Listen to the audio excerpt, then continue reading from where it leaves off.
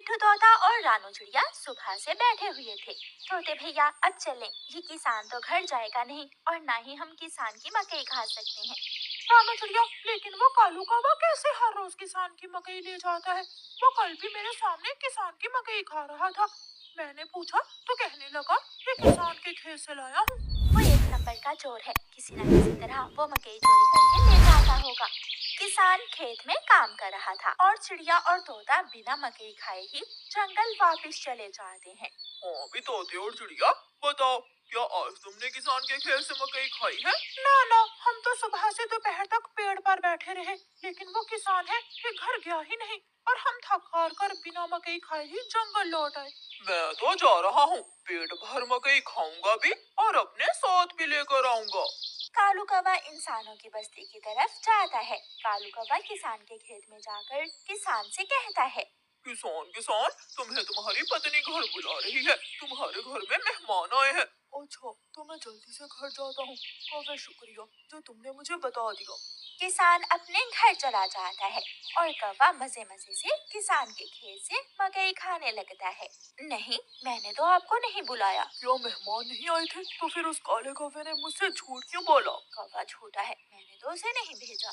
कौवा पेट भरकर मकई खाता है और कुछ मकई अपने साथ लेकर वापस जंगल लौट जाता है। कौवे कौवे, एक मकई का भुट्टा मुझे भी दे दो। ना ना, मैं तो मकई का भुट्टा किसी को नहीं दूंगा, बहुत मुश्किल से लाया हूँ मैं। कौवा चिड़िया के सामने बैठकर मकई का भुट्टा खा रहा था और चिड़िया के मुंह में पानी आ रहा था।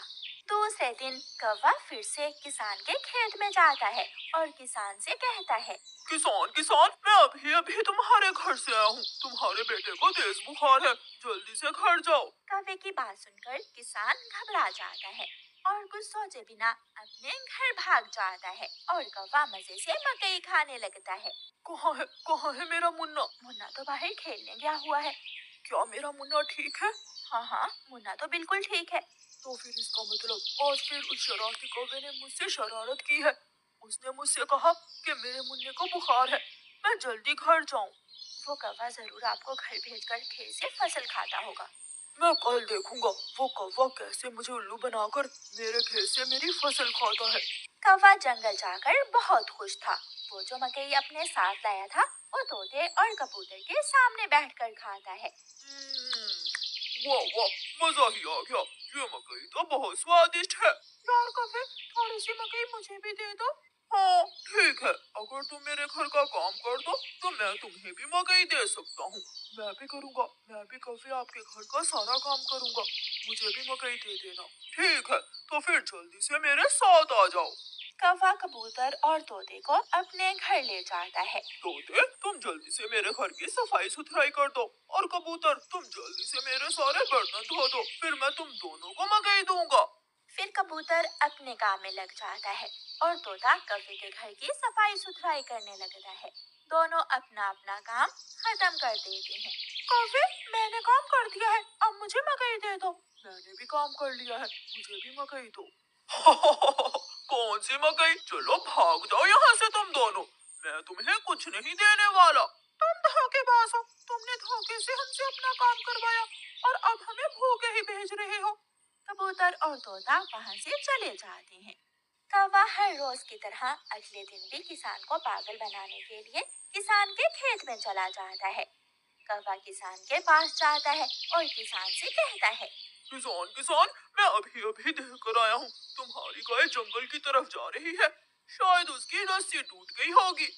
मेरी गाय को तो शेर खा जाएगा। कौवे, मैं जल्दी से जाकर अपनी गाय को बचाता हूँ। किसान वहाँ से जाता है, लेकिन आज किसान थोड़ी दूर जाकर पेड़ के पीछे छुप जाता है। कौवा किसान के खेत में जाकर मकई खाने लगता है।